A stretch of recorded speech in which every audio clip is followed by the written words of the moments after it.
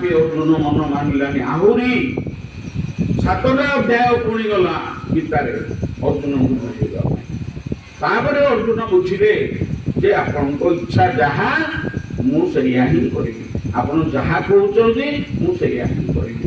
ମୁଁ ଆପଣଙ୍କର ଭକ୍ତ, ମୁଁ ଆପଣଙ୍କର ଦାସ, ଆପଣ ଯାହା କହୁଛନ୍ତି ମୁଁ ଆପଣଙ୍କ କଥା ମାନିବେ କରିବି।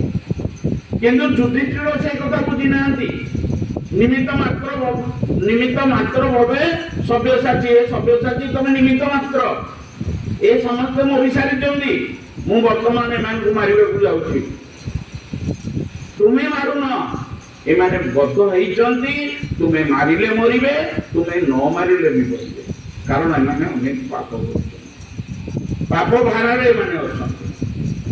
একথা অর্জুন বুঝিলে, কিন্তু যুধিষ্ঠির বুঝি না।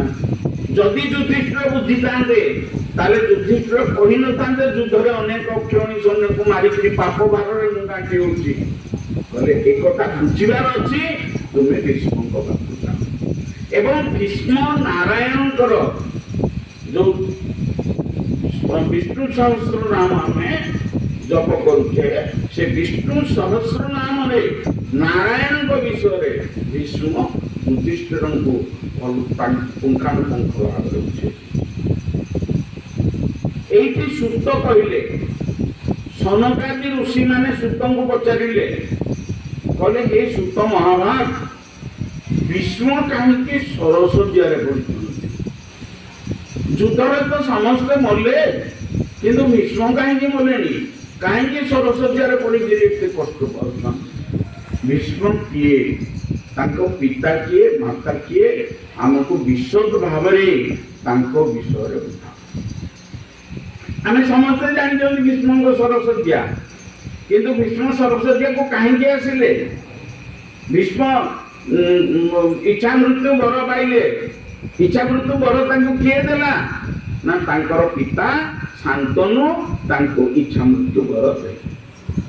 ତେବେ କଣ ହେଇଛି କଥା? ଏକ ଦିନେ ବ୍ରହ୍ମା ଜାହ୍ନବୀ କୂଳେ ପ୍ରବେଶ ହୋଇ କଶ୍ୟପ ଋଷିଙ୍କୁ ନିକଟେ ଡାକିଥିଲେ ବସାଇ। ଗୋବିନ୍ଦ ଗୋବିନ୍ଦ ଗୋବିନ୍ଦ ବୋଲ ରାଧା ଗୋବିନ୍ଦ, ଗୋବିନ୍ଦ ନାମଟି ବୋଲିଲେ ପ୍ରିୟ ପରମାନନ୍ଦ। ସୃଷ୍ଟିର ବିଷୟ ଜ୍ଞାନରେ ତାଙ୍କ କହୁନଥିଲେ, ଉତ୍ତୁଙ୍ଗ ଯୌବନା ଗଙ୍ଗା ଯେ ତାଙ୍କୁ ବସେଇଲେ। ନା ବ୍ରହ୍ମା କଶ୍ୟପକୁ ଡାକିକି ସୃଷ୍ଟି ବିଷୟରେ ବୁଝଉଥିଲେ। କୋଉଠି ବୁଝଉଥିଲେ? ନା ଗଙ୍ଗା ନଦୀ କୂଳରେ।